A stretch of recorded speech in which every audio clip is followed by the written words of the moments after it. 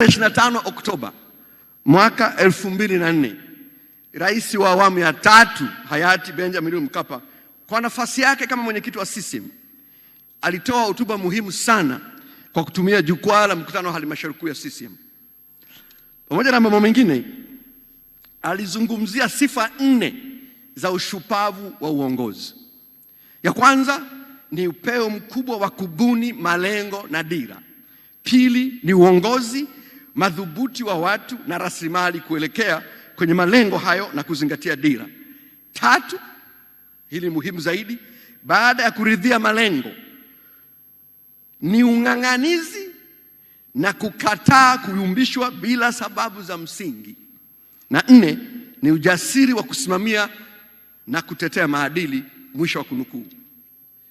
Naye Margaret Thatcher, waziri mkuu wa zamani wa Uingereza mwaka 1979 mpaka 1990, aliwahi kusema, ukiwa kiongozi na unaendeshwa na maoni tu ya watu, wewe sio kiongozi, ni mfuasi. Kuwa kiongozi sio kutafuta umaarufu, bali ni kufanya jambo sahihi kwa nchi yako kwa kuzingatia mahitaji ya watu. Mwisho kunukuu. Mheshimiwa Rais, hakuna shaka kwamba katika uongozi wako umethibitisha kwamba wewe ni kiongozi, sio mfuasi. Mara zote umesimama jambo sahihi na lenye maslahi mapana kwa nchi yetu na wananchi wake, bila kujali kama jambo hili linakupa maarufu au la.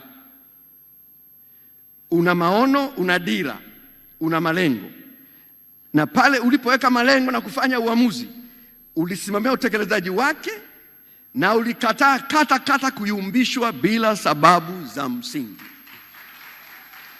Mheshimiwa Rais, hizo ndizo sifa za kiongozi, na hizi ndio sifa ambazo Watanzania watazingatia katika uchaguzi wa mwaka huu.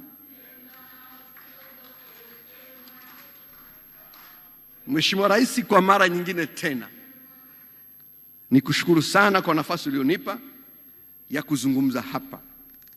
Lakini yote haya Mheshimiwa Rais, tunayapata kutokana na uongozi thabiti wa Chama cha Mapinduzi. Na kwa sababu hiyo, pamoja na kwamba hili sio jukwaa la CCM, mimi ni mbunge wa Chama cha Mapinduzi, ni waziri wa serikali ya CCM, uniruhusu kwa dakika moja tu niseme CCM oye!